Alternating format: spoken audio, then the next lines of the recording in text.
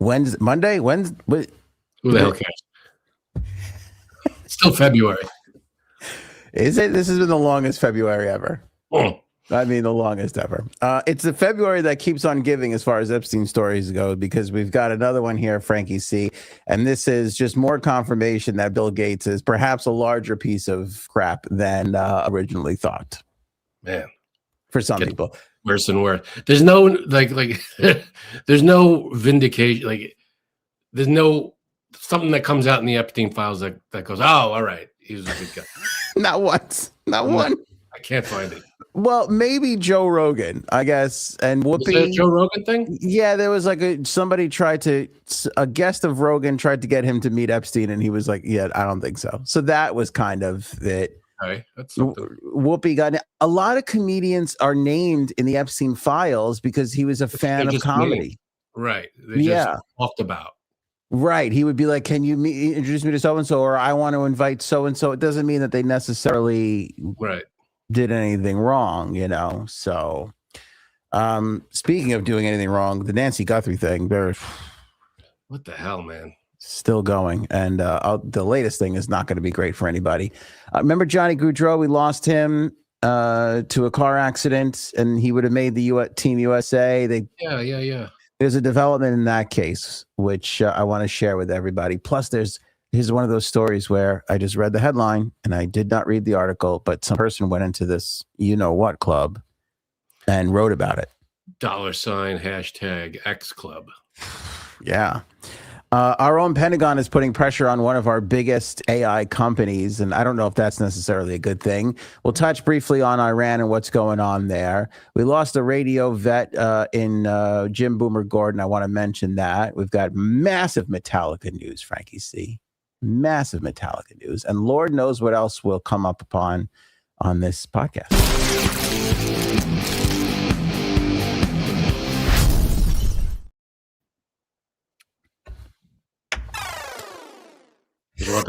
That's the random sound of the day.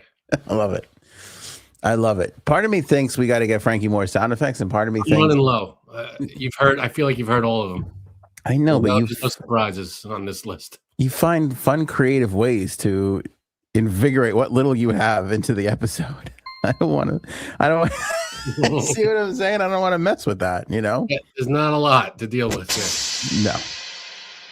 Some would say you're dealing with the same thing in co-host too. So, and look what you do there. So that's nice.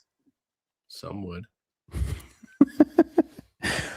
Bill Gates, boy, what a piece of crap he is. Turns out, piece of toilet something stew. Yeah, I would say he's not even a piece of crap. He is the toilet paper that gets stuck to the bottom of your shoe. Is how I would describe him. From a public toilet in like a train station. Yes, in New York. Oh, not in like Wisconsin. I imagine they have nice stuff there. Probably nice because it's not highly trafficked. Yeah, like New York is just constant. Yeah. Wisconsin is like 7 people there. They're here. There's like 7 million people per square foot. It's annoying. Right. Anyway, Bill Gates admitted during a foundation town hall that he had affairs with 2 Russian women during his marriage. Yes. Yeah. Yep. What a piece of shit. One of those women was a bridge player, Mila Antonova, probably saying that wrong, who also appears in the Epstein files. Gates said that Epstein later learned about the affair and allegedly used that information as leverage. Of course, you know, there's plenty of Epstein emails out there referencing this relationship and included explicit commentary written by Epstein himself. Gates went on to apologize internally to staff for his relationship with Epstein and acknowledge poor judgment. He also claims he never interacted with trafficking victims or did nothing illicit. It's amazing how many people knew Epstein, did bad things around Epstein, didn't do anything with the kids, though. It's amazing. Oh crap! Right? I mean, they're all running the same playbook. Right? Oh yeah. We know. Yeah, but I never did. But you go across. You know, there's people being arrested in Europe. They're picking them up, and that's the way it should be. Go get them. Nobody over here yet. Nobody. I wonder why that is. Not only are people not getting arrested here, not only are people really, for the most part, not resigning, I think they're getting raises. I think that's what's happening. Raises, getting to fly around on jets, and then they're being in the government, and get to live the life, taking billions of dollars for them and their family. Yeah. The grift goes on. It's amazing. It truly is. It's amazing. I cannot wait for the midterm elections. So, when the shit's going to hit the fan, when power shifts to the other way. It's going to be something to see. But back on this Bill Gates thing, I don't believe him when he says that Epstein used this to con him. To me, this confirms, because when the Epstein files came out, it was like, oh, Gates asked me for penicillin or something because he had gotten an STD and he wanted to sneak it to his wife in her food.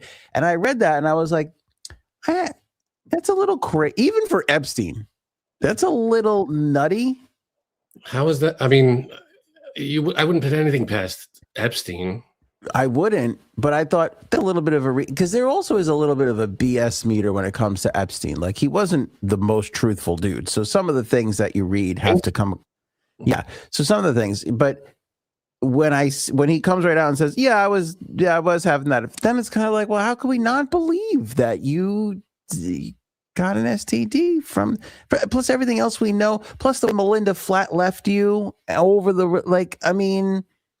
yes. Yeah. Christella has it. That's scumbag. She summed up the whole thing. We don't even have to. That's the bottom line of this whole story. Huge scumbag. And I'm still mad at him for him. He made the big, I'm getting rid of all my fortune. I'm going to give it away to everybody by the time him and the other guy from Berkshire Hathaway. What's his name? The old guy there that invests all the money. No idea. They had this big thing one day there. They were like, we're going to give away all our money. There's all this, philanthropy. They got more money now than they had back then.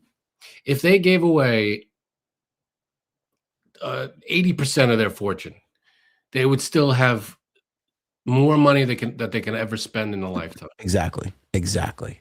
And Warren Buffett, thank you, Dr. Dex. And we're to believe, again, let's not forget the premise of this whole relationship. We're to believe that the richest man in the world at the time, and still one of the top 5 or 10 or whatever he is, was meeting with Epstein because Epstein had connections to money to fundraise for the things that he cared about. You don't need anybody else's money.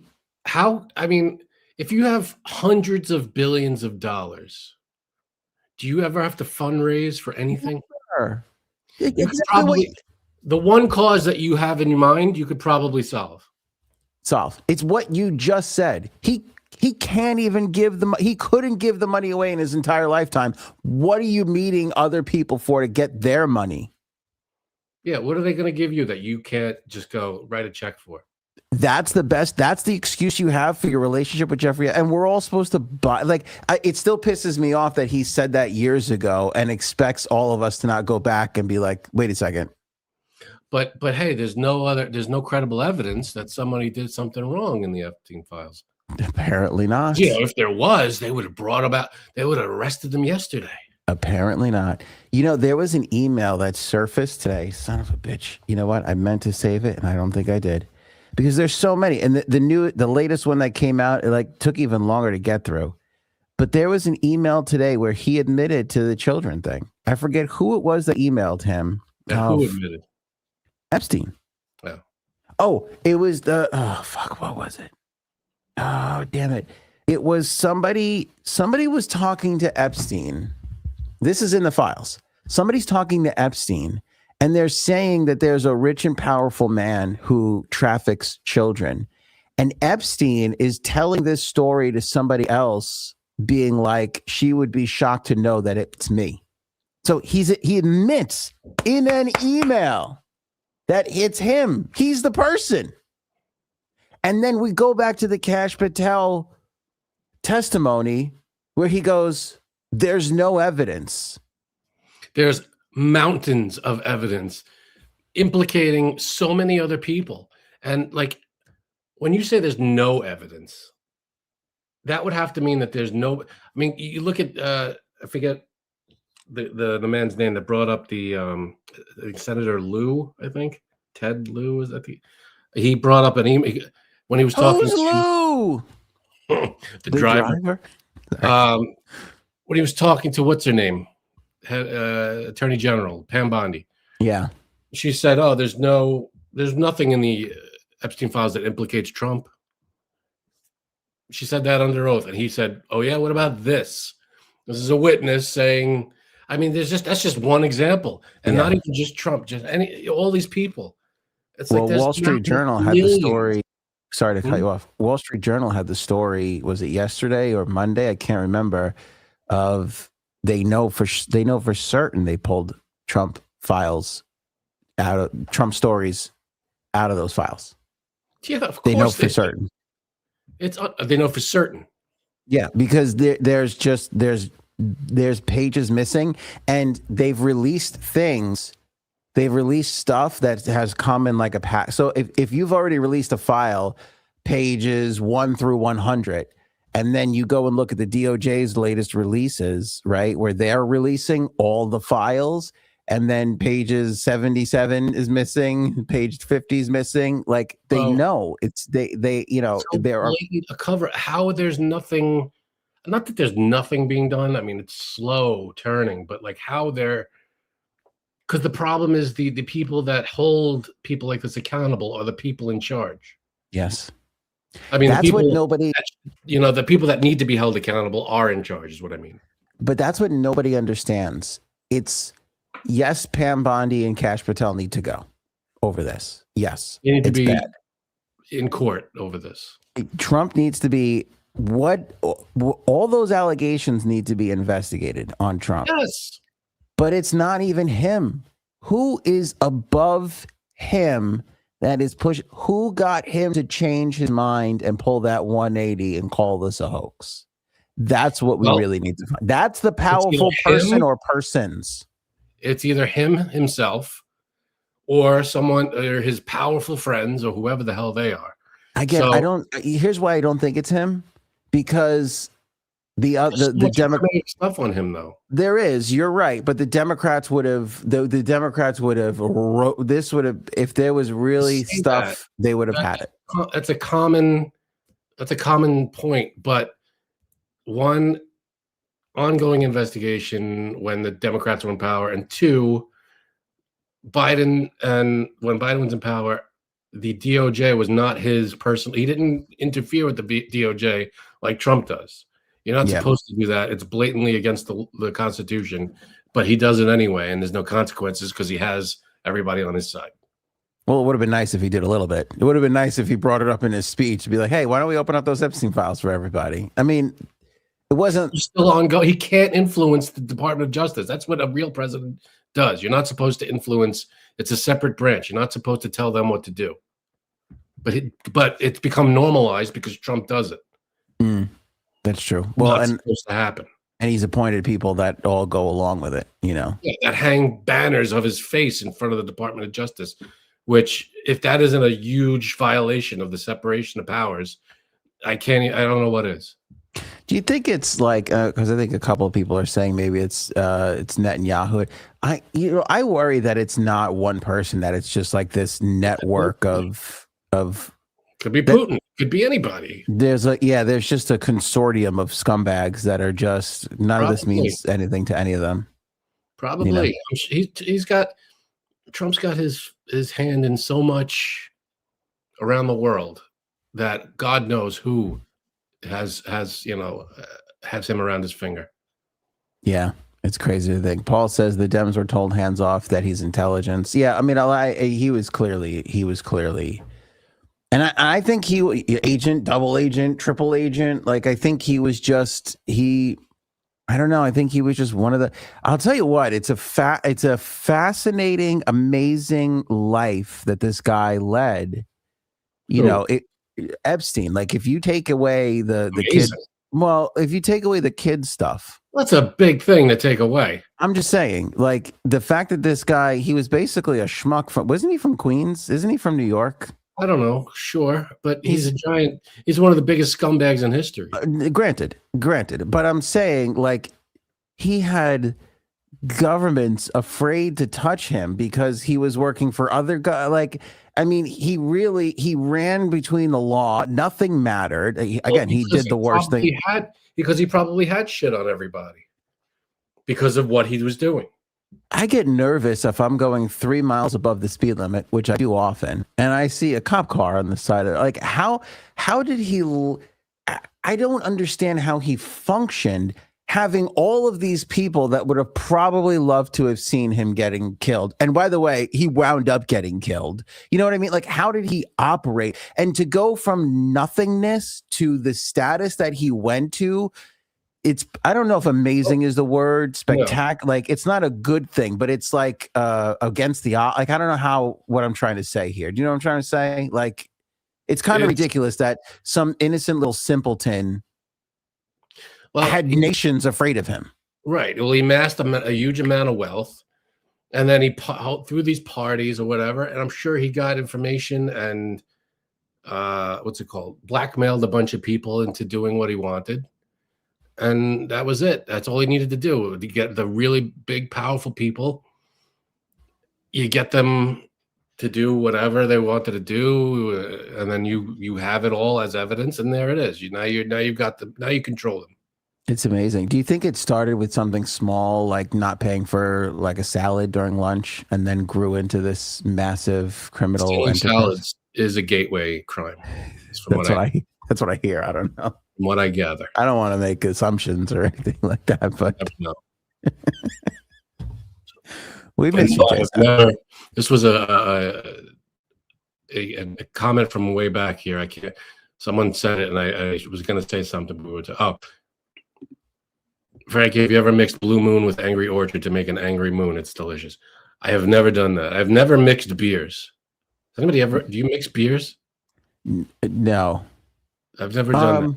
No, that's not true. I did. There was on Long Island we have Blue Point Brewery, and they used to make a blueberry beer that if you mixed with their like Guinness, like their version of Guinness, like that dark beer, they called it a black and blue.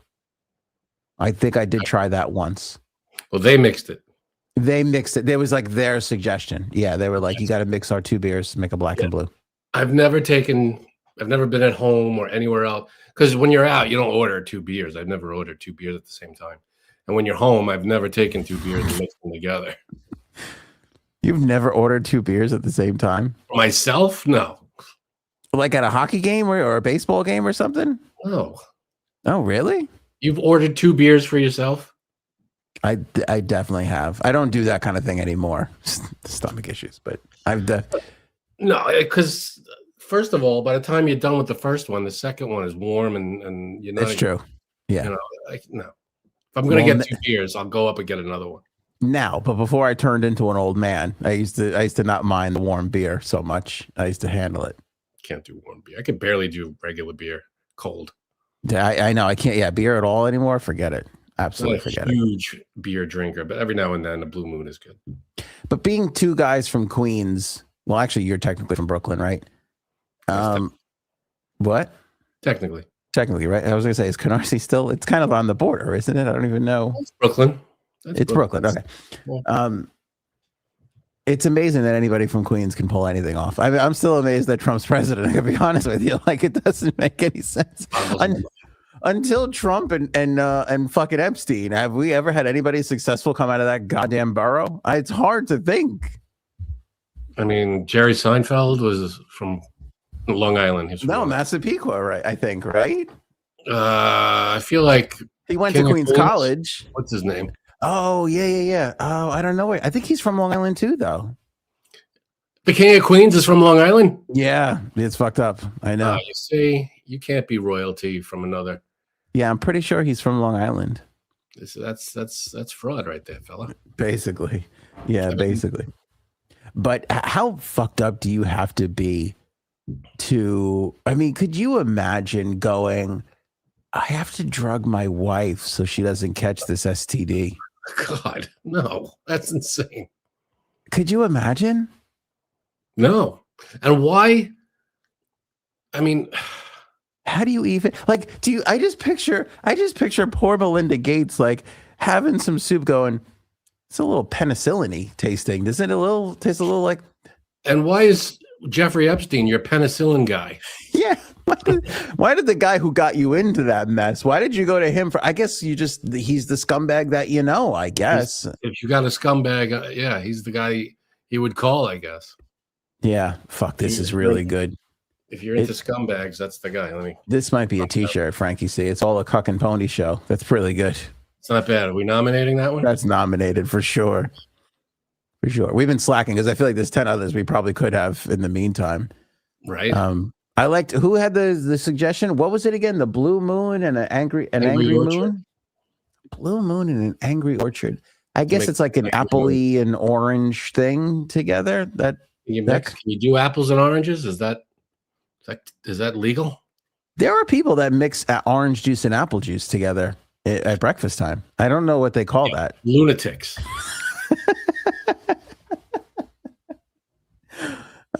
Kevin James. Yes, Kevin James. I think Kevin James is from the island.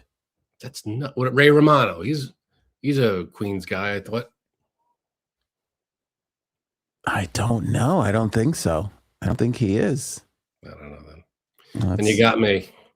Oh, the fellas from Kiss are from Queens. Oh, is that right? I'm pretty sure. Kevin James was born in Mineola. That's Long Island.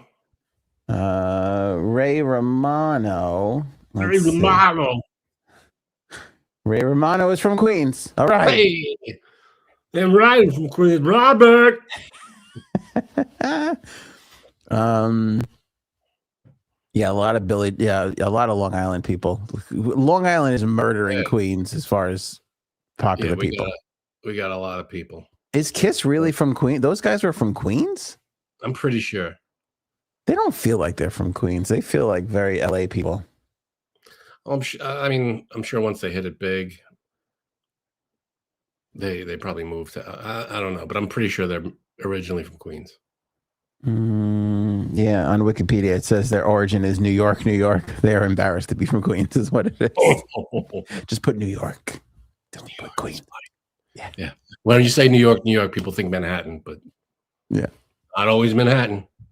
Yeah, a lot of people would say like when I tell people who don't live here, they're like, I grew up in the city. They're like, you did? I was like, well, Queens, and they're like, that's the city, technically. Yeah, and then I got to sit there and go, well, but it's not Manhattan. When you're in Queens and you go, I'm going to go to the city, it's Manhattan. It's the city. Even if you live on Long Island, you say I'm going to go to the city. You don't mean Queens or Brooklyn. Pretty much for the most Staten Island. Yeah, that's embarrassing. You're going there for the wrong reasons if you're going there at all. That's the problem. See. So Gates sneaking. I think that's all true. Bill, he'll never be held accountable for this, though. He'll never be held accountable. That's the thing. How there isn't one investigation running right now out of all these files that were released. You can't start a single investigation into one of these people. Yeah, nothing. And it's pure insanity. I think, was it Larry Summers? I think he just resigned today from was it Harvard? Where is he? The Harvard. Yeah, he resigned from Harvard today after refusing to for the last 3 weeks, even though all this stuff has been swirling around about him. Today, he finally resigned. Yeah, but the goal on these people, I'm not reasoning. Like, how don't you? Go away? Yeah. What is what's his name? The comedian, the Italian comedian. He goes, "Aren't you embarrassed?" Maniscalco. Yeah. Aren't these people embarrassed at all? None of them. A little bit of shame. Something. Nothing. None of them. No shame. It's a sociopathic, just crazy, just behavior. I don't get it. I don't get it. But that's what it is. We got Nicki Minaj too. That's pretty good. The kids know her. That sucks. Because the young kids don't know who the fuck Ray Romano is, but the Nicki Minaj, they'll know. The young kids will know that. I like Nicki Minaj. She's good. She sucks. You don't like Nicki Minaj? Nah, big Trumper now. Oh, is that why? I thought it was because of, her race. I know you don't like those kinds of people. What's the matter with you? Just trying to stir up some shit. Yes, sir. What was I going to say? I had one more thing to wrap this all up. It's gone now. Fuck Good. Bill Gates. Moving on. Yeah. Nancy Guthrie case. The FBI neighbors today were reporting that there was more activity there than had ever been before, and then like nothing. So the assumption out there is that they've done like one final sweep of the property. But my contention is, because again, I got to step back and look at this from a realistic perspective. What are you going to fucking find there now? I mean, you've been there for like a month and a half practically. Do we have, I mean, I hate to be glib here, but do we have proof of life? Do we know that she's still alive? And we don't even, we got nothing. Nothing. And supposedly the family offered up $1 million for any knowledge on her whereabouts the other day. I honestly don't think they have a single thing. I really think they are flat out clueless when it comes to this. Now, a couple of things. They had that footage. We saw the person. Some people say that they saw people. This is the new thing today, that they saw a strange person around that property a day or two before. There was a clip on TikTok that went super viral where this woman was analyzing the guy with the mask who walked up to the property in the doorbell camera. She thinks that he made eye contact with somebody in the door. Her whole thing was Nancy Guthrie's door. It's one of those doors where you have the door, and then on either side of the door are like those really thin, like window panes. That he might have like made eye contact with somebody first on the inside, that it was like an inside job. These are all just theories going around, but basically there's no leads. There's no big press conference where they're like, this is what we think, or have you seen this person, or can you identify this cloak? Like, no, we got the doorbell camera footage, and that's it. There's been nothing else. I don't think any of those ransom notes that went to TMZ went anywhere or had anything to do with anybody who was legitimately involved in any of this. It's basically where we're at today. It's incredible. Like, you have this situation going on. How would you feel if you're in this situation? You're Savannah Guthrie. Your mom is missing. The FBI is supposedly handling it. And then you see the head of the FBI in Italy partying with the fucking with the Italian in Italy partying with the USA team.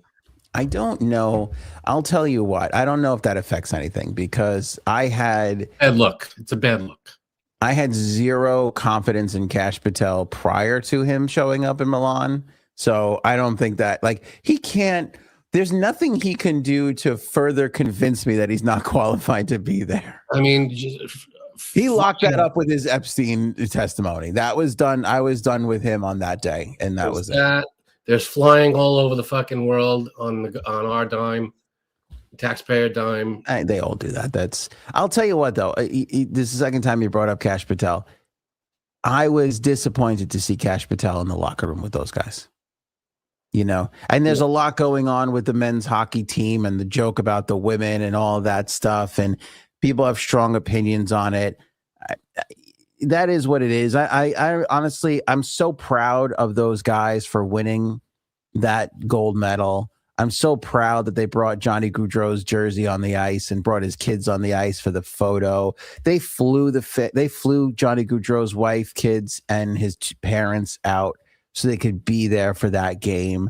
Like, it's such a wonderful story and such a great story for America. And I don't think anything can take away from that moment. It was great. It was even great to see them at the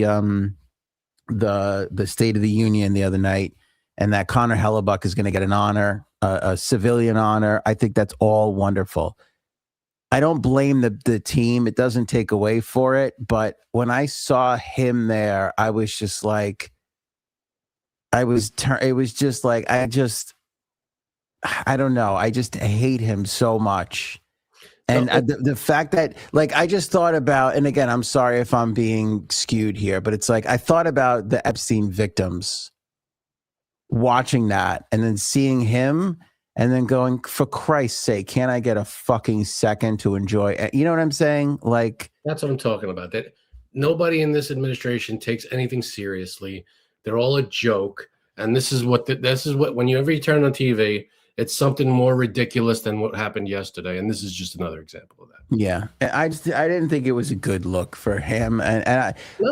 I just would have preferred that he not be there. I have no problem with the team going to the State of the Union, visiting the White House. By the way, the women's team's going to go to the White House. They're just waiting. No, they're going to go. They said no. That was they said they're going. They're just waiting a little while for like the whole shitstorm to blow over. Which one? I want to make sure that that's still confirmed, because that was yesterday. Last I heard, they were going. After that heartfelt invitation of, we got to invite them, give me a fucking break. I would not set foot into that White House if that's the invitation I got. Yeah. I guess we got to invite them, or else, they'll impeach me. I got to invite the women, of course. I mean, you imagine? Like, fuck you. I'm not going to. I wouldn't go there anyway. But I don't think I don't think it's a professional look for Kash Patel to show up there. I think it's great that everybody's happy and celebrating and everything, but to me, that was just quadruple affirmation that he's unqualified for the position that he is in. Which is most of, if not all of this fucking administration. They're not qualified to do any of this. Yeah. Nobody in those offices. Half of them are from Fox News, and the other half are criminals. It's like, what are we even fucking doing? Yeah. It's a joke. While we're on the topic of Johnny Gaudreau, for people who don't know, Johnny Gaudreau was an NHL superstar, played for the Calgary Flames for many years, then went to Columbus. He was in the New Jersey area for his sister's wedding. Him and his younger brother, who was in the Islanders minor league system, went out for a bike ride when they got hit by a car and killed instantly. This was like a day before his sister's wedding. He had just had another kid, 2 kids before that with his wife, young guy, obvious tragedy, super, super tragic event. Very sad. Like we said, the Team USA hung his jersey last year during the Four Nations face-off. His jersey was in the locker room for Team USA. This year in Milan, he had his own locker stall with his jersey. Every game when Team USA won the gold, they took his number 13 jersey out on the ice. When they went to go take the picture, they went. 2 of the players went out and grabbed the 2 kids that did travel to Milan and got them, and they're in the photo. So when you look at the gold medal photo, it'll be Johnny Gaudreau's picture, Johnny Gaudreau's jersey, and his 2 children in that photo, which is just such a beautiful thing for that team. And just a minute on that, Frank. It is so, like, I saw a clip of the guys from the Spit and Chicklets podcast, and Ryan Whitney was talking, and he said something. Ryan Whitney played in the NHL, but he said, it's not just me who played in the NHL and also played for Team USA. He goes, it's every kid who played for who was a part of USA hockey, over the last 30 years. He's like, because this goes back to in the 90s when we were just getting embarrassed by Canada all the time. Like, USA Hockey got together and they're like, we got to stop this. We got to figure out a way to do this. We're going to redo the whole organization. And they did, and they revamped everything. And I don't know if you remember this, but when we played high school hockey, we had to join USA Hockey because it was part of like an insurance thing. Like, there was additional insurance that came with it. So we paid fees and they sent us stickers. I remember that. We put it on our helmets and stuff. Remember, right? And so I was kind of like, this was like one of those, this is a real loser mentality, I think. But I kind of was like, I felt part of it, not only as an American, but as somebody who, I get it. You're part of a club. Threw a couple bucks through to USA Hockey's way so they could run all these huge programs and, foster all this, and to see it come to, it was so like nice to be a part, like to see us do something really well from the ground up, like for like 30 years, it was really a nice moment.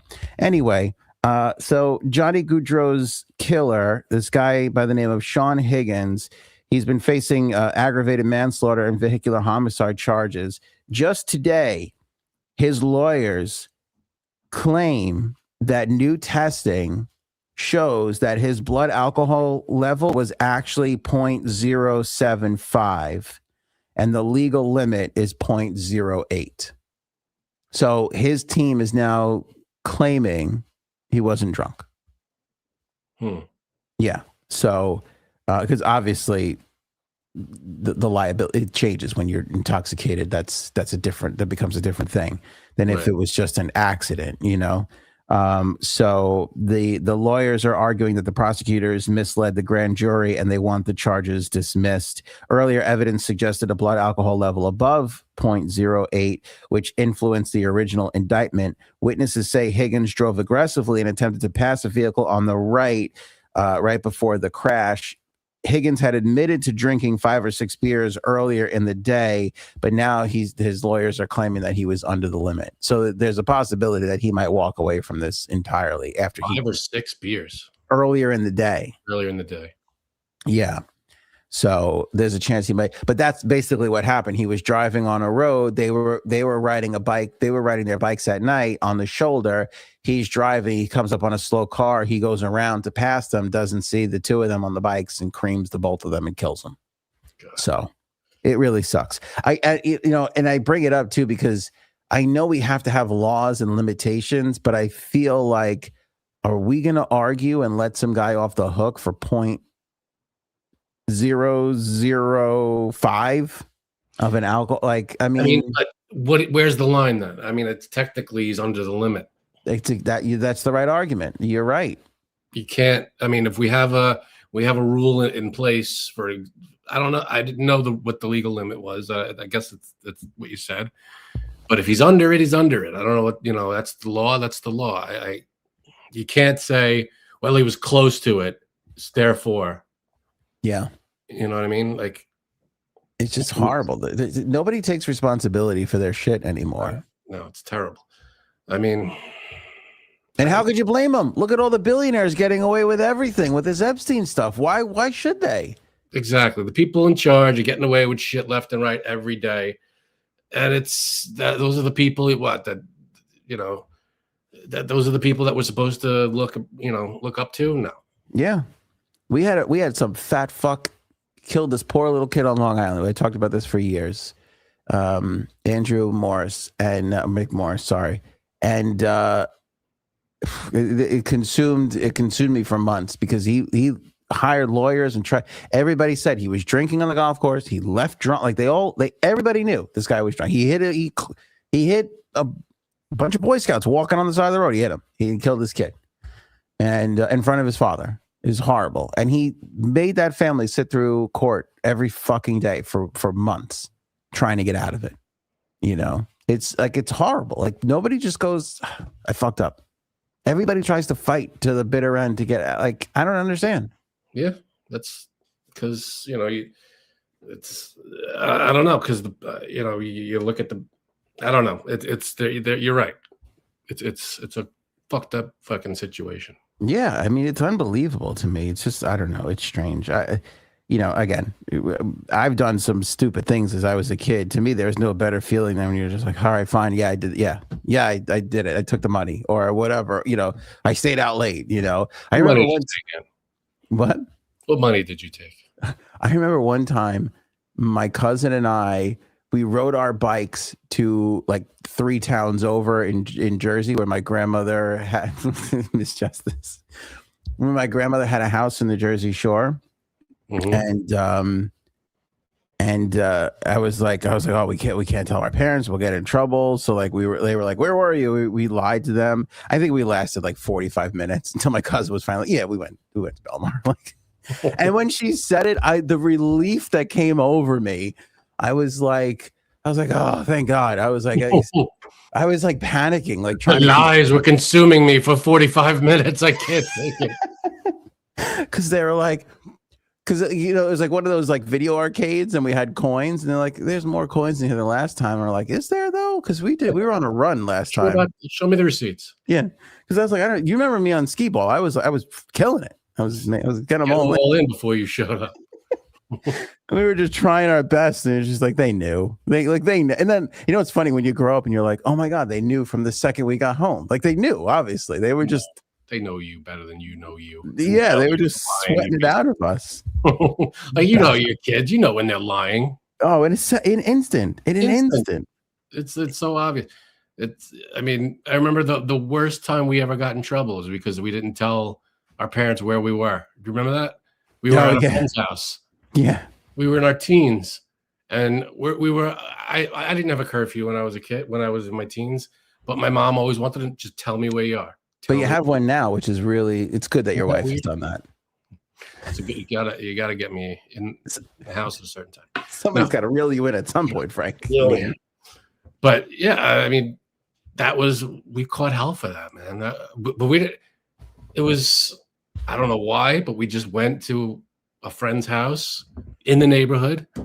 Yeah. We didn't tell our parents, and they were looking for us. They were calling everybody. Do you know where? Well, it was like 2:00 in the morning. That was the funny part of that was it was 2 a.m. We thought, oh, we're just like here. We're not. Yeah, we're close. What's the problem? We didn't see the problem, and that made them even problem. No. That made them even. The whole neighborhood was up looking for us. Yeah, that's you're in trouble when people you kind of know the next day are like, where were you? And you're like, oh fuck. Mom called me in the middle of the night. What? How did I even have your number? You're like, I don't even know your last name. I think your name is Dave. I'm not even 100% sure. Yeah, that was a weird time. Yeah. All right, Frank, here's the headline. My steamy night at LA's most exclusive sex club in the Hollywood Hills and the wild ways it changed me. What? Yeah, that was the headline. Is that interesting to you? Would you like to hear this one? Okay, sure. Okay, because again, from a couple of guys, I hate to speak for you here, but a couple of guys who don't get invited to sex clubs. No, you can speak for me. That's fine. Okay. Do you get invited? Do you have to get? I don't get invited. I don't even know. Like, are there sex clubs? I'm sure there are, but they can't be legal, right? I don't know. That's a good question. Is it illegal to have a sex club? I guess I don't know if you can't pay for it, but Chase Abs is here. Didn't she stay at a hotel that was like next to a sex club once? Wasn't that one of her great stories? I don't. But where was that? What state was it? Who the hell knows? I think it was Florida. I think a lot of these sex clubs are in Florida. A lot of crazy shit in Florida. I don't know what's going on down there. I don't know if sex clubs exist anywhere near me. I don't know about them. Yeah, well, there was one in Queens because I feel like we talked to Janine about that too. Like her friend knew about it or something. I don't know. All right, here's the story. You hit me with the buzzer when you want to tap out. When I think of a sex party, I think of an X-rated Gossip Girl episode, a sensual masquerade of liberation and seduction, and a complete. Okay, for most people, the invitation alone is an untouchable experience. Thanks. We see in the movies or read about in what? Where's the rim shot? Yeah, I don't want to read about. No, you don't have a rim shot? I don't think so. I have a drum roll. To my surprise, they are very real and only 20 minutes from my Los Angeles home, happening deep inside a tangled estate-lined winding roads in the privileged Hollywood Hills. I don't even know who the fuck's writing this. Oh, Devi Jags, Devijags. That's okay. Founded in Beverly Hills in 2013 as an experiment for artists, entrepreneurs, and visionaries, SNCTM. Is that Sanctum? What? SN? Oh, yeah. Sanctum. SN. I should have just read the next line. SNCTM, pronounced Sanctum, is a private members club hosting a slew of black tie erotic masquerades, luxury dinners, and pool parties for the country's most discreet, sexually curious elite. I don't know why the luxury dinners part is the most disturbing to me. I don't get that. I feel like what's the food going to be like at a sex club? Yeah, one of the funniest. Touching the napkins. One of the napkins. One of the funniest lines in The Office is Michael Scott starts like dating this girl, and they're like going on their like third date, and they're kind of like, "Are we gonna have sex tonight?" You know, they're kind of like trying to feel each other out because they both want to, and then like it cuts to him doing just like a talking head thing, and he's like, and they're waiting to go to dinner, and he's like, "Probably gonna get the soup." what's weird? Little sidebar here. Yeah. I've seen The Office. I've watched I don't know how many seasons, almost all of them. And every time someone brings up a scene from The Office, I've You, never you, seen. you I don't can't know. remember it. No, You got to watch it closer. I don't think you're paying attention. probably not. It's really good. But that really wears me out. Okay. I have to say this low. We're going on a cruise again. Yeah. And so I'm obviously searching. I'm on the app and all that stuff. So TikTok and Instagram are seeing that. So they're serving me all the cruise videos again. But I'm back on Swinger Cruise. They're all like, oh, we just. I'm going on a cruise. I don't get swinger cruise things. You know, I Why are you getting swinger cruise things? I blame this fucking show. I think it's all the cuck talk. That I'm on the same show, dude. I don't get this. You're not getting any of this? I don't get any swinger cruise things. All right. No. Well, then I got to figure out what else is going on here because I'm seeing cuddles. I don't know. Yeah. Well, no, she's got headphones on. She's not paying attention. But I saw this video today, this morning. And it's like, yeah, we just got back from the buffet and we're going to go to the playroom. And I'm like, what? What? When I get back from the buffet, I go lay down. It's time for a nap. Yeah. It's time for bed. I'll tell you how bad it is for me. I can't even drink alcohol after like it's either alcohol or food. Food can follow alcohol. Alcohol cannot follow food. Yeah, I don't like to drink. I don't like to drink alcohol while I eat. Yes, exactly. Yes, but I can eat if I'm drunk. I can eat. If I'm drunk, oh yeah, absolutely. I could snack, but I can't sit down to dinner with alcohol as my drink. I could do a cocktail, maybe two. But that's it. Before or after. For some reason, while I'm eating, 90% of the time, I can't do it I can't drink while I'm eating. But you having like a soda or an iced tea or a water? Yeah. Never water. Because I can't even drink soda anymore. I can't do it. I'll drink soda. Yeah, I can't do it. I drink water only. All I drink is water. It's weird. Although I do get like 5 minutes before the show started, I got like a Dr. Pepper craving. I was like, oh, I got a nice cold Dr. Pepper would be fucking great. I think that's like the first time in history that's ever happened. Someone had a craving for a Dr. Pepper. Oh, I love Dr. Pepper. I think Dr. Pepper's the best soda ever. Ever. Better than Coke, Pepsi, Sprite.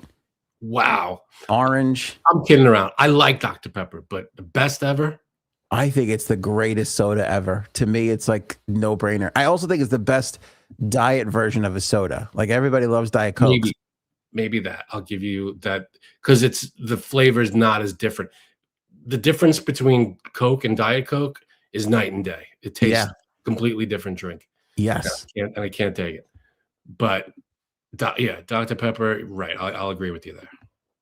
Yeah, I hate it. So anyway. How much Dr. Pepper was at this sex club? What was this story about? No, there was no Dr. Pepper. Oh. All right, get back to it. Okay.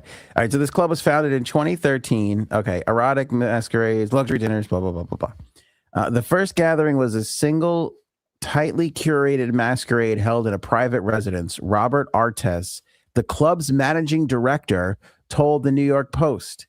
It blended formal dress, masks, live performance, and came with a strict code of discretion and consent.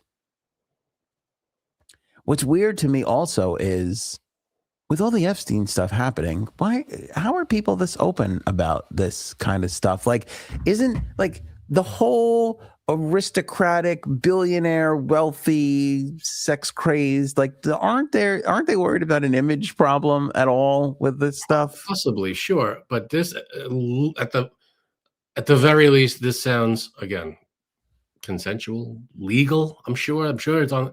I mean, if it's a fully functioning, operating building, establishment, business in the middle of Hollywood, I feel like that's got to be that's got to be legit in some level, right?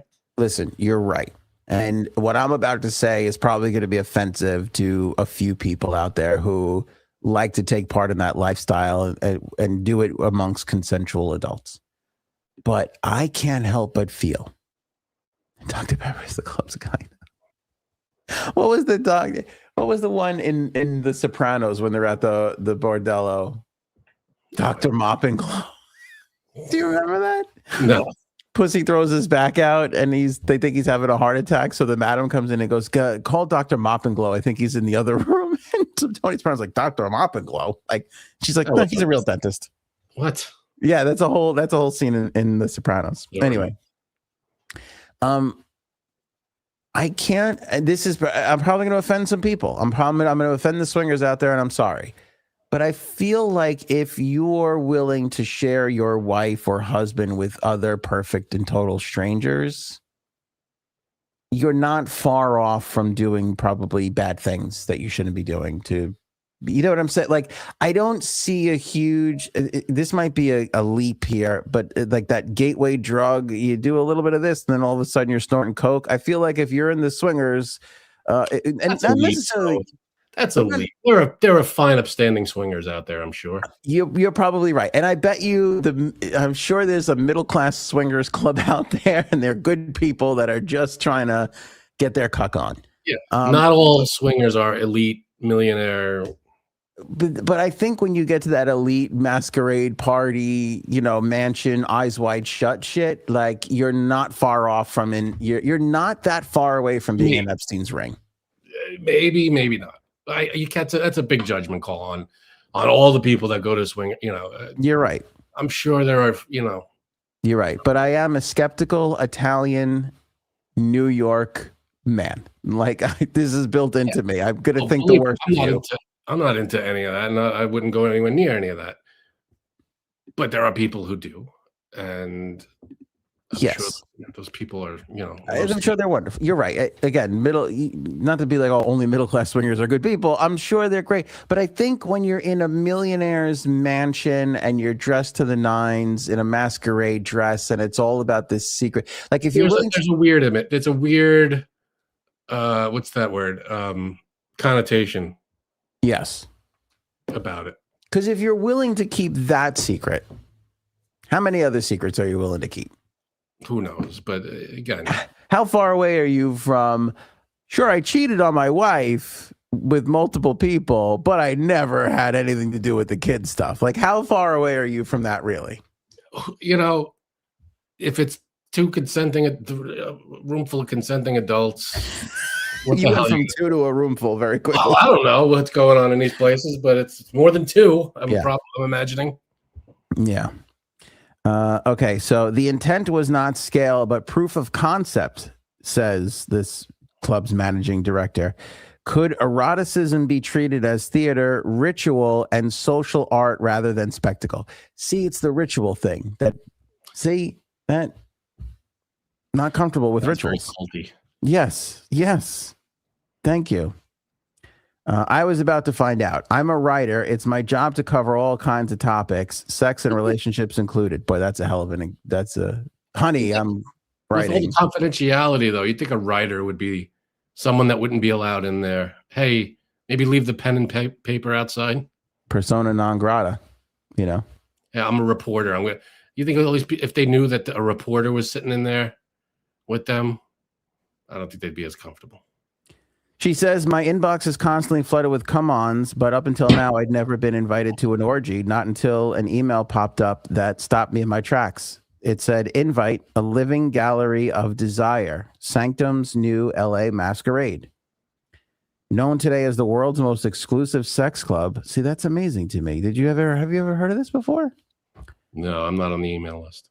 Sanctum has since expanded to New York, where it's now headquartered, and Miami, with pop-up events around the globe. After a few years on the road, the invitation explained the party was back in LA. Would I like to join? To become a Sanctum member, one must apply and go through a strict... Is this boring? Tell me if this is getting boring. I mean, almost. We got it. Okay. All right. Well, do you want to hear how much it costs to join? Sure. Okay. A member, you must apply and go through a strict vetting process to be approved. There are different membership tiers to choose from, ranging from $15,000 in annual fees to $125,000. Do you get access to the pool? With different perks like VIP tables and bottle service, access to a personal security agent, and free guest tickets. What's that do? Oh, you bring a guest. Yeah. Are you ready for this next line? Hunter Biden was once a member, but allegedly got booted out for bad behavior. How shitty of a person do you have to be to get booted out of the $125,000 sex club? I don't know. It's fucked up. All right. I don't think we're going to get to anything juicy here the way this is like coming together. Yeah, sex club. People have sex. Yeah, that's weird to me. It's a country club, but instead of playing golf, they have sex. Got it. Yeah, honestly, I'm uncomfortable with country clubs for that matter too. How much golf could you fucking play? And the same course all the time, like enough already. It's the same food in the place and the same people and that doesn't seem right to me. That's fucked up. Okay. I don't care for that. All right, Pentagon putting pressure on Anthropic. I found this, Frankie C, a bit interesting, and I will admit it's a smidge over my head at the moment. But for people who don't know, obviously everybody's heard of ChatGPT, right? Sure. Maybe not everybody has heard of Claude, which is also a pretty big AI company. AI product, I should say. Anthropic is the company that created Claude. And they're leading in the AI space as far as like surveillance goes. And so much so that I forget if it was the president or Kash Patel or one of the other upstanding individuals. They basically leaked that they wouldn't have been able to go in and get Maduro if it wasn't for the use of Claude. So that they were using Anthropic's AI there. And I can't explain to you how, because I don't know. Again, this is a little above my head. But they were using AI to help surveil and find Maduro. Like that was confirmed. Okay. And now the Defense Department is basically telling Anthropic that they can't. They're threatening them essentially. Okay. The Pentagon threatened to cancel a $200 million contract with Anthropic. Officials reportedly demanded broader access to their AI models. Defense leaders hinted at invoking the Defense Production Act. The company stated it won't support mass surveillance or autonomous weapons. Negotiations are ongoing between the two of them. So essentially what we're saying here is their AI is so good that you could essentially use it for mass surveillance or autonomous weapons. And the company refuses to do that because they feel like that's opening Pandora's box. But what our government is afraid of is that some other government is going to utilize this software. They're basically saying, like, you can't continue to develop this, or we're going to use the Defense Production Act, which is essentially where they can basically, that happens a lot of the times when like TikTok being owned by a Chinese company, they were threatening to use the defense. Like they can basically say, well, because of the defense of our nation, we're going to confiscate this or ban it from the country or stop it or whatever they can do to not let it get into the wrong hands. Okay. Which is strange because at the same time we're at the dawn of the AI era. We're trying to beat China and India and anybody else who's got AI companies that are like the world's a free place. Everybody's developing stuff. We're trying to get to it first. It's an arms race. And now we're telling one of the most popular companies, you stop what you're doing.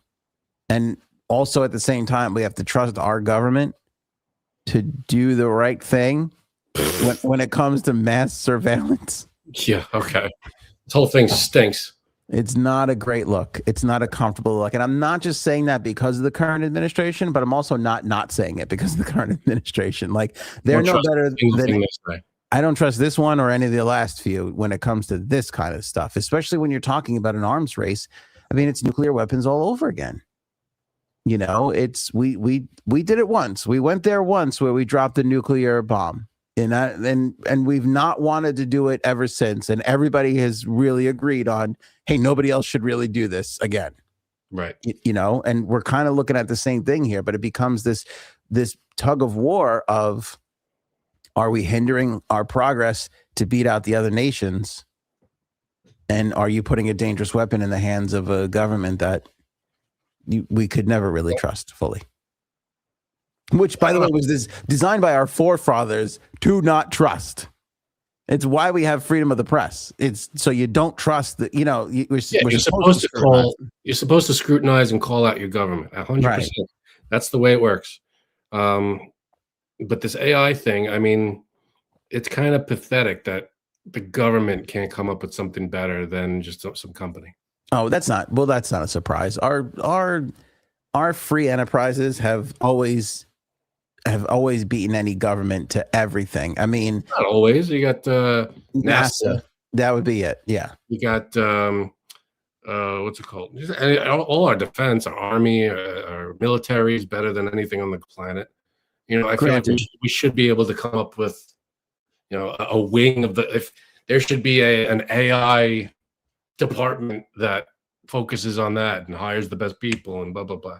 Right. But to be fair, even with NASA, I think I don't quote me on this, but I'm pretty sure a lot of that came through defense contracts. And also, I think there were other companies developing things who did get scooped up into NASA to continue to develop. But my point is that half the people in our government probably don't even know what AI is. They're all. You ever watch when our government, like our senators or whoever, they're questioning people, Congress is questioning people on the stand, like techs and CEOs and everything. Yeah, and they look so stupid because they're asking the most ridiculous questions that nobody, and they look like they don't know what the hell they're talking about. That's because what we have running everything, and it's like, why can't the government be smarter? Because they're old and out of touch. Yeah. No offense to old people, but we got a lot of old people in that Congress that need to go. Paul brings up a good point here. It's already in the wrong hands. Yeah, it's already, all this stuff is already on shaky ground to begin with. We're already toying with the. Very interesting to see where we are in 50 years with all this, with AI. Forget 50 years, 10. Yeah. Where are we in 10? Because I still go back and forth from part of me, now that we know all those robots were being controlled by somebody and all those demos, I'm kind of like, we're probably a little bit farther away from all of this.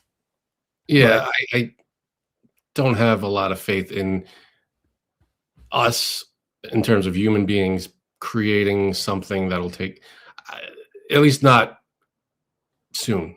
No, but even Neil deGrasse Tyson says that the compounding rate at which technology is advancing it's just getting faster and faster and faster. So it is. I think it's going to happen in an uncomfortable amount of time. I think you and I are going to see it in our lifetime. We might be old as fuck. See the entire world change. I feel like it changes all the time. Every year we have something new that's ridiculous and outstanding and fantastic and crazy. No, but when you think about it, the Industrial Revolution, the internet, that's where we are. Like these are those tectonic shifts. Well, AI is, I feel like it's probably the next one. It is. Yeah. No, it totally is. Basically, we're at the very beginning of it. Which is kind of amazing again for our generation. You and me specifically. Me too.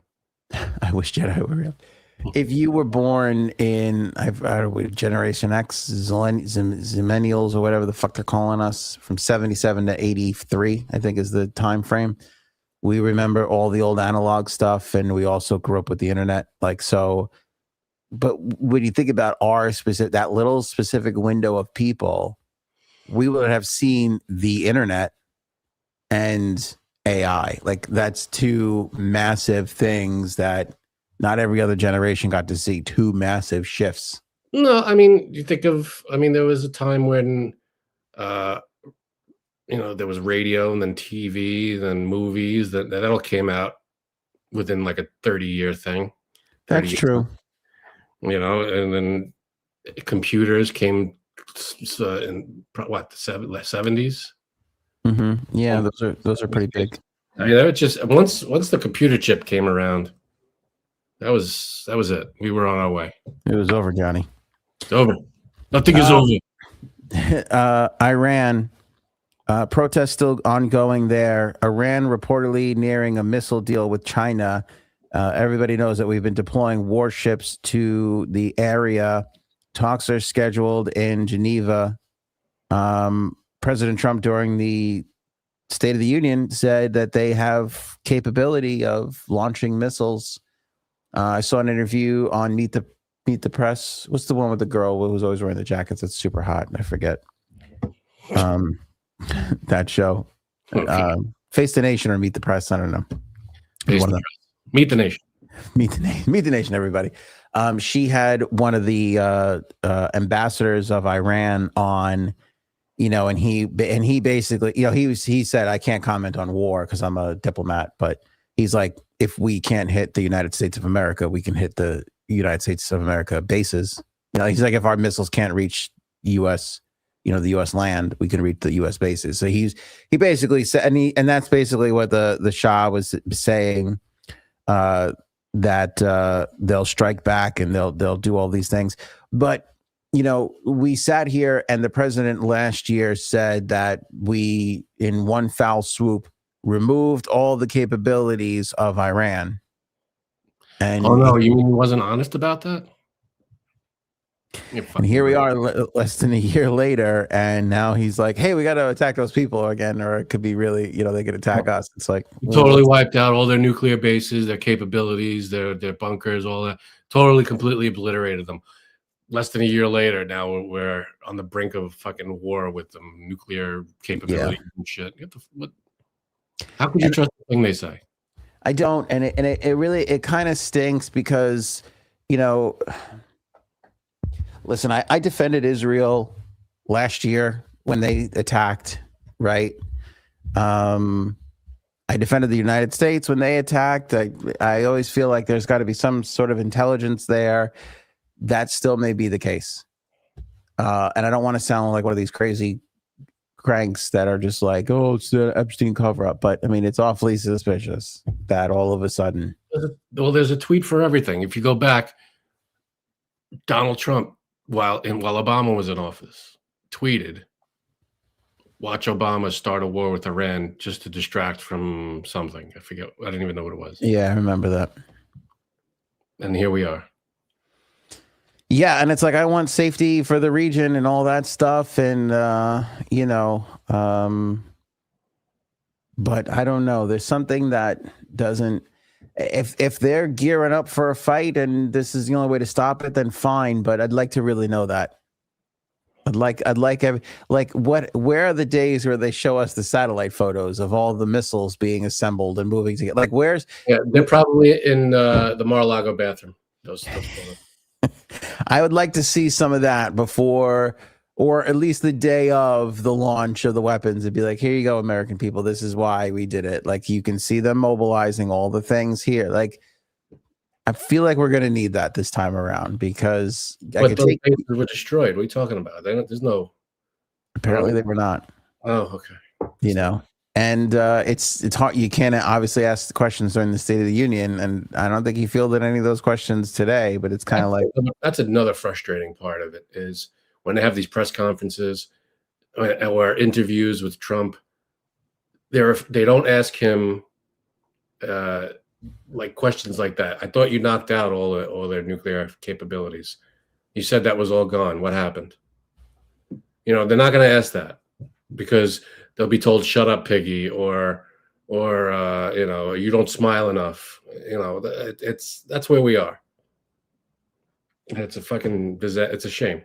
It is a shame. It really is a shame. But again, when you're on the brink of war, I don't know how anybody can't be skeptical of why. Like, we really should be questioning why. And this one, I know they're bad people. I know they're hanging people. It's horrible, but there's atrocities happening everywhere in the world. And Iran is a unique situation where I feel like the people, more than anywhere else, don't really love the leadership. Probably, but hey, good thing we all our friends and allies are still with us, and we're not trying to leave NATO. Did we leave NATO? I don't even know if we're out of NATO yet.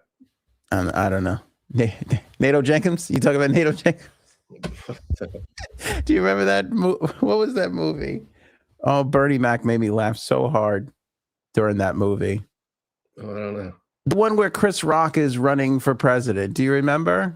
Oh, I know what you're talking about. I never saw it. And he's on, and he picks, it's one of Bernie Mac's best performances. And he picks his brother Bernie Mac to be his running mate. And he's on like one of these CNN shows, and the guy's like, "What about NATO?" And he's like, "I don't know NATO. I don't know." And he's like, "You don't know NATO. You're going to be vice president." He's like, the national, and he's like, "Oh, I thought you were talking about NATO Jenkins." Like, he's like, "I don't." It's like some guy in the neighborhood. Oh, it's so fucking great. I miss Bernie Mac so much. yeah, he's a legend. Oh my god. Speaking of missing people, Frank, this is an interesting story. I'll do it really quickly. James Boomer Gordon was a radio broadcaster out of Canada, and he was on Sirius XM on the NHL Network channel. And I listened to this guy all the time. I loved this guy. Like, he did the afternoon show. And I mean, look at him. Just look at his fucking face. Like, is this not a guy you want to grab a couple of Molsons with and watch and talk about the fucking power play?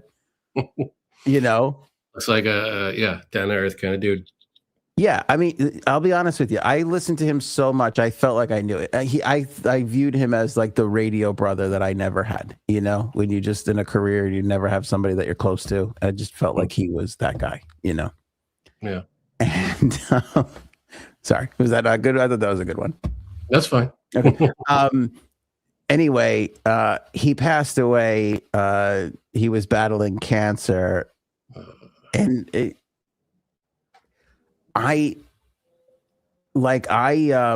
it's sad, but the fucking outpouring of support, like, he was trending on Twitter.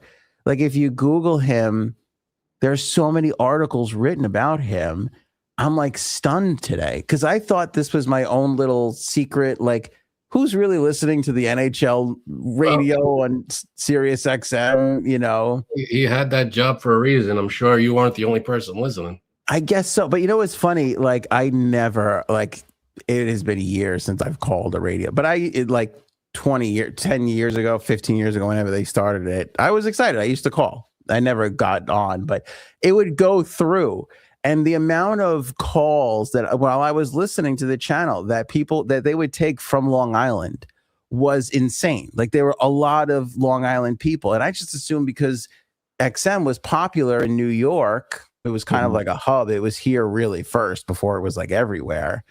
And I was like, that's probably why they just don't have a lot of listeners. You know, it's kind of easy to get it. But there's so much love outpouring over this guy. And I mean, just look at, he's like, he was a bald-headed Canadian dude. Like, he looks like a guy you want to hang out with. And he had such a unique perspective and such an interesting voice. Like, he would always be on top of the microphone too much, and you would hear every little like pee-pop and all that stuff.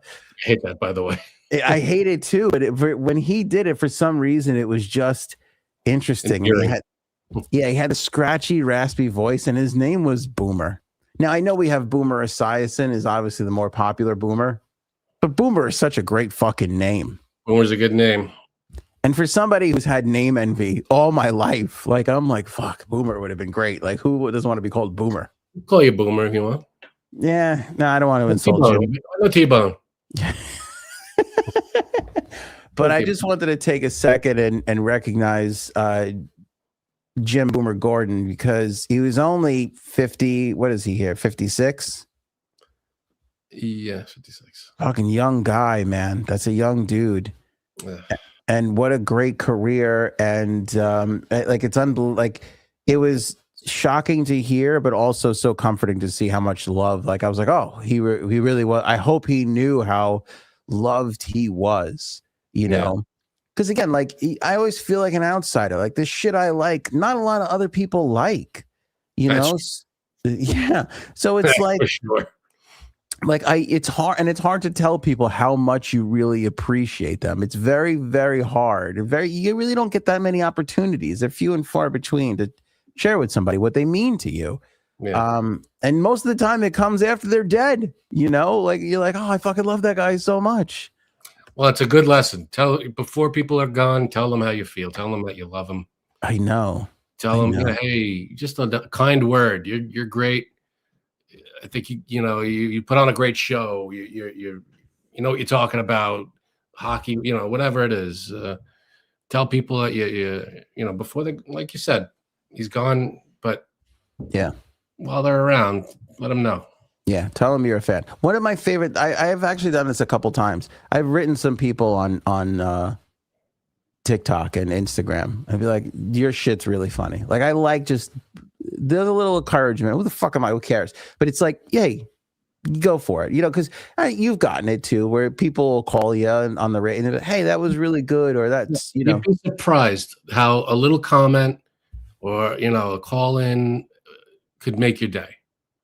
Make your year sometimes. Yeah, a positive word. Hey, great job. You did this well. I love this, what you're doing. Anything, whatever, just a compliment. It's just it's an uplifting thing. It goes very far. Let's turn it over to the audience, Frank, and see if anybody wants to compliment us now. No, we didn't get anything. Moving on. All Robin wants to talk about is how great Bernie Mac is. Great. True. That's great. Huge Metallica news. Stupid me. I thought I was going to break some news to Frankie C, but he had it way before I did. Before the show, he's like, oh, Metallica. I'm like, yeah, I know.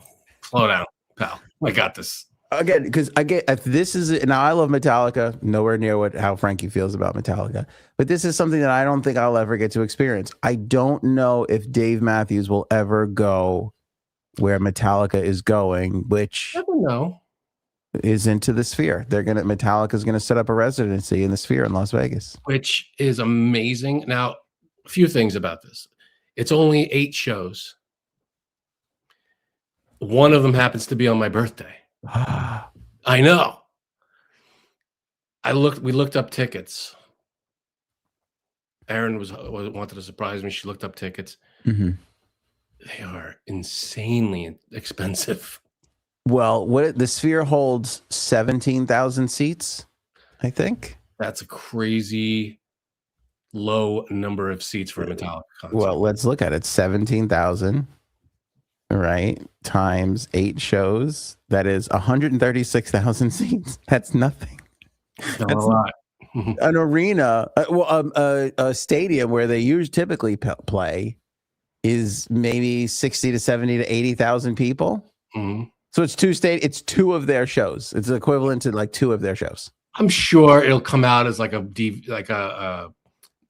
a DVD, but like a. You're not gonna go. Well, it's number one. It's the flight. It's the hotel. Then the ticket by itself. One ticket was close to $1,000. Oh damn it! I was gonna guess. Oh, I'm sorry. One ticket was 1,000. Close to it. Is that nosebleed, or did you just go like, what's one ticket? I didn't look very closely. You didn't see where it was. Skimmed it real quick, but yeah, it's super expensive. It's insane. But hey, look at this. After Anthony begged people to compliment him, now we're getting all these compliments. Oh, that's nice. Thank you, guys. Very much appreciated. Thank you. It is. I was just I only set that up because I saw Robin's Bernie Mac thing, and I thought it would be funny if I went to it with that premise. But thank you. Thank you, everyone. Rhonda and Christella, Mercury, Bird, everyone. Thank you. Oh, go to Kaylin's comment. That one's really nice. That's a good one. All jokes aside, as a single parent living alone through COVID, Anthony, Frankie, and J-Sabs got me through it. Very happy to hear that. Thank you. See, all these comments, it makes you feel good. It really does. I would argue that they got us through COVID. Absolutely. Yeah. 100%. 100%. Robin, member for 47 months. My gosh. Thank you. Robin, you're the longest relationship in my life outside of Franken. In my life. And you may last longer than my wife, to be honest with you. I think she's getting a little tired of it. Oh, if she hasn't left you already, you're fine. Do you reach a point where it's just like, I'm safe? You think I'll be safe? You're believe me, I think there's nothing more you can do. She's already dead inside. They can't. It's over. you got her. That's it. All right, go back to Metallica. So 1,000 a seat. That's 2,000 for you and the wife to go. Probably to fly to Vegas. 2 people. Yeah, round trip? Maybe 800 on the lowest to probably closer to 1,500 per ticket. I was going to say together. Okay, so let's say 1,000. Because I would say there's some I think like Frontier and South. I think the cheap airlines do fly there. It's not like you need a first class ticket. Average it out and we'll round it down a little, $1,000 for 2 people. 1,200. I'd be comfortable at 1,200. Yeah. So we're already up to $3,200. $3,200. You need a hotel, which, okay. And again, I only get my information from social media now, but hotels in Vegas used to be dirt cheap because they wanted you to spend the money gambling. Right. Now I think there's like resort fees and I think you have to pay. I think a decent hotel is like 150. It's not a lot, but it's not nothing. It's not nothing compared to Vegas standards. It's kind of a lot now. That's another. So you got to do at least 2, realistically 3 nights if you're going to go to the show, because you look, and plus food, and you're not just going to go for you're in Vegas. You're probably going to go do other things, hookers and shit. It's going to cost you. Christella said $5,000. It's going to be insane. Easily. And that she doesn't even know the way you go through hookers or the blackjack table, as you like to call it. Yeah. I told you that in confidence. Yeah, but you're not gonna like. I don't want to pry into you're not gonna 1,200 for. I don't think you're only gambling $1,200 in two or 3 days. No, I'm not gonna. That's a lot. Yeah, you don't think you would go through that? I'm not gambling that much money. Yeah, I feel like back in the day we used to do that much. We used to do close to it. Yeah, no, I don't think so. I never really. A few hundred. Yeah. Yeah. Does Erin gamble? No, not really. Okay. Yeah, it would probably be more like, the restaurants, and we'll do, all right, so let's say 500 in gambling. Yeah, that's fine. Okay. So what were we up to? 3,200, so 3,700. Okay. Food, you're gonna go out to a decent dinner, at least one, on top of every other meal. Yeah. It's another couple hundred. I was gonna say 600-700. What's a good meal in 700 for 2 people? What does a good meal in Vegas cost you? You don't think that's a $200-300 meal? Person? No. No. What do you get? You get one entree and a couple drinks. What do you and an app? That's I'm spending $300, $400 for myself for what? A steak? I'm not. No, for you and your wife to go dinner for 2, a nice dinner for 2 in Vegas. You don't think that's $300? Maybe 300. I wouldn't go. I mean, that's crazy. Okay. Plus the other breakfasts and lunches at wherever you do wind up going. It's a ton of money. I'd rather wait until they come to New York and go to just a regular concert. That's so heartbreaking to me because I would love to see them. I would love to go to this, but that's an insane trip. That breaks my heart. But could I tell you something? I feel the same exact way. I would never. I don't even want to go for 2 years. I went to go see Dave the last 2 years, and the amount of money I dropped on it.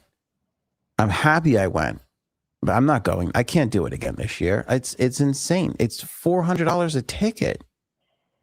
I can't.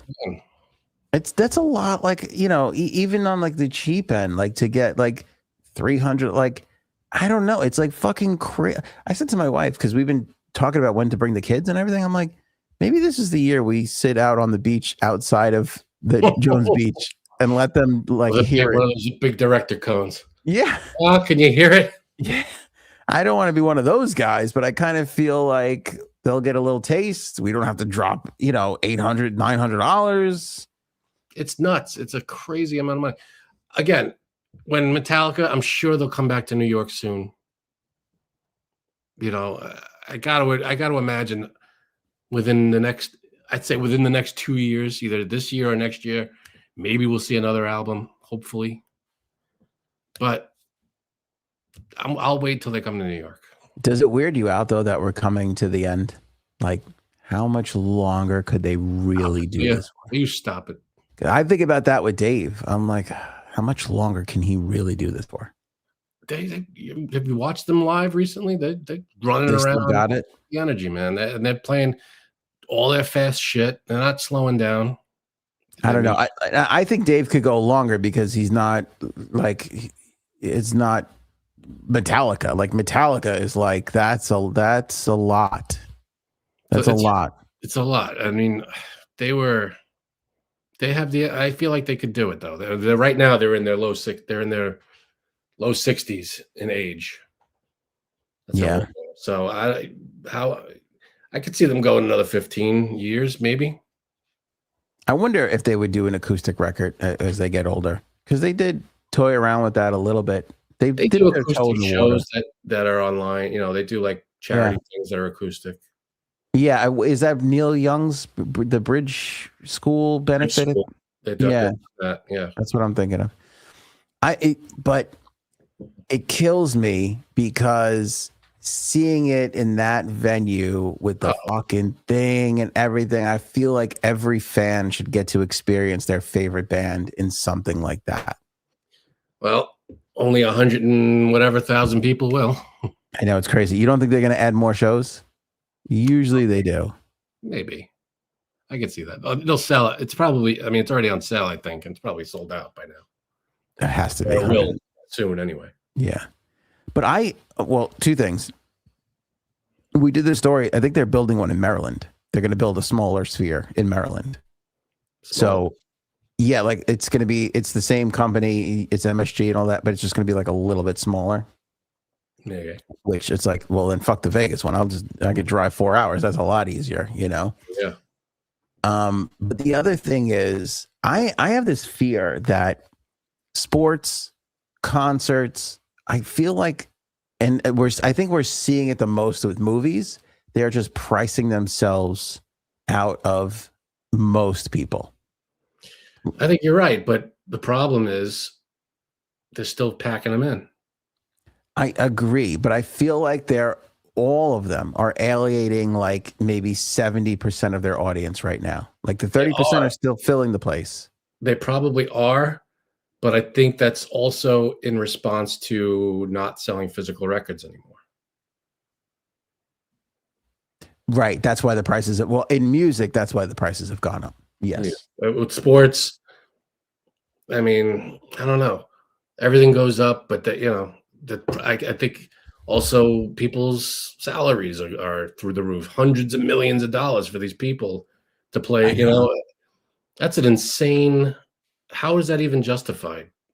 But think about it. Like, because I don't know if I'm just going to sound like an old man here or just, a struggling podcaster. But it's like, how many baseball games? We used to go to a Mets game just because we had nothing to do on a Thursday. You could go now, but you're way up there in the nosebleeds. But you can go for like $20 a ticket probably now. Maybe. But I feel like back in the day, we used to just go like Islander games, Ranger games more than Ranger games. But like we would just go and it wasn't that big of a deal with part-time jobs going to school. We were going to like 10, 15 games a year. Yeah, but it's gotten out of hand. And that's the thing. Everything goes up. All the prices go up, but wages don't. It wasn't $40 to park the car back in the day. Holy shit, the parking is insane. Yeah. You can't park anywhere. $40 to park your car. Are you kidding me? Imagine what that takes in on one night. How many cars times $40? That's insane. It is an insane amount of money. Pays everybody for your whole crew is paid just for the parking, probably. Yeah. Yeah. Half for the whole place is probably paid through that. But they got to do it. And these players, as a exiting note, was it Darryl Strawberry today or Doc Gooden? I forget. I always confuse those guys. They're both Mets. They both had drug problems. They both went to the Yankees and won a championship. So I forget who said it, but they were criticizing Pete Alonso for leaving the Mets. They were saying, like, you're going to regret this. Like, he opted out of his contract. the Mets, granted, didn't like really offer him anything, and they should have. But a lot of these guys, they're already making $100 million, and they're like leaving their team to go make $120 million. And his whole point was, "What, you're going to regret this? You don't need that much more money, Right. you know." But these agents are always pushing them towards, you got to max out your, you know. Yeah, it's an insane how it gets that high in the first place. I mean, I know you want to win games, but you could, you know, you have these teams that pay all this money for these people, and then they get hurt in 3 days, and then you're screwed. Yeah, and what's crazy for Major League Baseball, you watch all those games, the stadium's empty. All that money is coming from TV revenue. Yep. You know, so. All right. Is there any kind of like enter to win thing you can get from Metallica to have a? That'd be something. I don't know. What would you drop on it? What's the most you would spend on it? Because I don't know if I could spend more than. This is embarrassing to say, but maybe 1,500. I would go 2,000. I would start to feel really shaky about something like that. I would go. I mean, yeah, but when you factor it all in, it's like, I mean, I could probably, I don't know. It just doesn't seem like. All right, look at it this way. You like cruising, and we've gone on like for what I could spend on a cruise. Exactly, to spend all that for 2 hours. It seems like a little crazy. It's a little crazy. It's crazy. You know, we're going on a cruise. You could spend that much money, half of that much money, for a 2-week cruise and have the time of your life. Or you could spend all of it in 2 hours. Right. Memories, sightseeing. It's not worth, like, I've seen Metallica live many times, and they're great, and I would love to see them again, but I'm not paying, you know, it's just not, the benefits don't, you know. Yeah. I'll wait for them to come around. Somebody said they were streaming it. Is that true? Are they streaming these shows? I'm sure it'll turn into some kind of special. Not a DVD, but like a, you know, they'll film it, I'm sure. Something that they'll put out. Yeah, it's gotta be. That makes it worse too, because you could almost you're like, I could picture what it's like to be there. Yeah, but I'm sure, I mean, it's not going to hurt the ticket sales. Even if they tell everybody we're filming this and we're going to release it shortly after, they'll still sell out every ticket. 176,000 seats, still easily. It's two shows. Exactly. What's their summer tour? Like 40 shows, you know? Right. So this will sell out no matter what they do. But and I'll probably watch it when it comes out on whatever streaming thing, but I don't know. Nothing will beat when we saw them in Giant Stadium. Remember that? That was a great show. We were outside it was like 4 or 5 acts before Metallica came on at like 10 o'clock. We got there at noon, the middle of the summer. Old Giant Stadium that didn't have a roof, so the sun was just blaring on us. It was the middle of summer, July or August, and we were freaking melting in the sun. We're all just kind of holding each other up, packed up against each other, and we were just smushed up against. By the time we were inching up, and we made it right to the front, so we were on the gate. That was the best. The body odor. I'll never forget the body odor. Because everybody was a sweaty mess. Yeah. Another thing now, like you think about what we did when we were young versus now. Now I get annoyed when the sun visor doesn't cover the sun and I'm driving and it's like beaming on me in my air conditioned car. I'm like, you ever put the sun visor down and there's that little space between the sun visor and the rear view mirror? Yes. It goes right in the middle, and you're like, oh, come on, man. Every time you feel I like more can't tolerate like boom, right over your head. I can't tolerate that for more than 3 minutes. And we stood out in that fucking Giant Stadium for 14 hours. To let everybody know how bad it was, they had security guards with those big, like, water cooler jugs, those plastic bottles, pouring water on the crowd. And we were all just like baby birds, like, Remember that? That was insane. Yeah, because you couldn't give up your spot to go. Didn't want to leave. Didn't go to the bathroom. Didn't go get food. Didn't go get water. We were all just standing there because we wanted to be close as possible to the stage, and we were, because we were right up against the stage when Metallica came out, which was incredible. That sound was a sound that I will never like.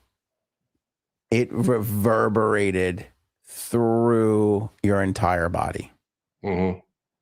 Like the second loudest I've ever heard anybody was Neil Young at Farm Aid. Wow. Like he was insanely loud. But Metallica, and I want to say maybe the Deftones came close. Who opened? It was Deftones. Did we see Limp Bizkit? Limp Was that Bizkit, what's it called? Was there Linkin Park? It was Summer Sanitarium tour back in like 2005 or 1 or something. I don't remember, but I remember Did you see Linkin Park too. Was Linkin Park there? was there. Yep. Damn. And I think there was one other, I can't remember, but I remember we were up towards the gate, towards the front railing. So there's us, the railing, an empty space where like security was, and then the stage. So I turned to you, you're standing right behind me, and I don't know why, I turned to you to say something. And when I turned back, Chino, the lead singer of the Deftones, is standing on the gate. And I'm like, oh shit. And he's just singing, and he's just standing right in front of me. And you, like an idiot, I remember what exactly you went, oh, nice watch. Everybody's just like this. And you went, nice watch, because the guy is singing right. And then Chino stands up and then just falls on us. And we all, oh, shit. Yeah. And that was the beginning of my back problems. We call it. I feel like that. I think that concert is on YouTube somewhere, and you could see Chino standing up and falling. And if anybody sees that video, he fell on me and Anthony. Oh my God, I'm gonna Google that right now. Yeah, Google Summer Sanitarium tour, Giant Stadium. I don't remember the date. It's in the summer, obviously the summer, but yeah, when the Deftones came on. He just fucking was singing, and he stood up and then just fell right on us and body surfed. I'll never forget, too, we went with a bunch of other people. Was Anthony there? Wasn't that the first time? I forget if Anthony was there or not. I know I don't want to name all the people, but we went with a bunch of people, but they all sat up in like this. Oh, they were in the stands, way in the back. Yeah. And when we were like met up with them to ride home again, they were like, "Wasn't that a great show?" And I just remember looking at them like, "You guys have no fucking idea."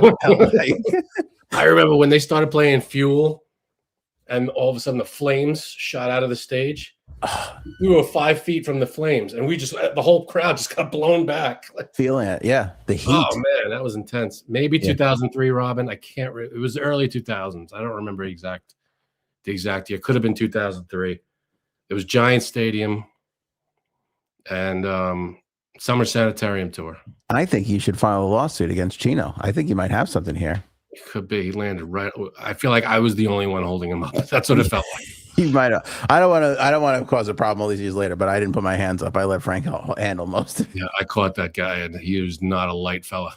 No, he was a little chunky, that guy. He had some weight to him. Yeah, he was thick. You have your x-rays. You have a copy of your x-rays, right? I think you should. Somewhere, God knows. You should contact a lawyer tomorrow morning. That's what I think. I'll do that. I think you should definitely get in touch with a lawyer, Frank. Definitely was not prepared to carry him.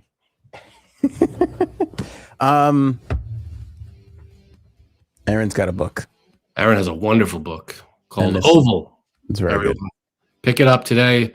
Link in the description below. Buy it on Amazon. You can get a copy just like Anthony's holding up, or download a digital copy.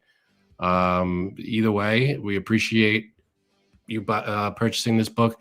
Aaron wrote it, and it's a wonderful, wonderful book. You're going to enjoy it. It's a great read. Pick it up today. Oval, a novel. Check it out on Amazon. What is that? You get a physical copy, or you put it on a Kindle, huh? Oh, nice. Just so happened that Cuddle's Kindle is right here in the studio. So I figured. I like the warp speed, light speed background you got. Yeah, I think they're pens, like all. Oh, it looks like a warp speed thing. Okay, gotcha. Yeah, I don't know. There's a lot of smut on here. I shouldn't touch this. Oh God. Anyway, pick up Oval, folks. Great book. Is the music playing? I can't even hear it. Kind of very low. And stay tuned for a future game from Aaron. I'm sure we'll have one coming up soon. Absolutely. Meat potato salad. Enjoy that Thirsty Thursday, everybody. We should go now. Go ahead.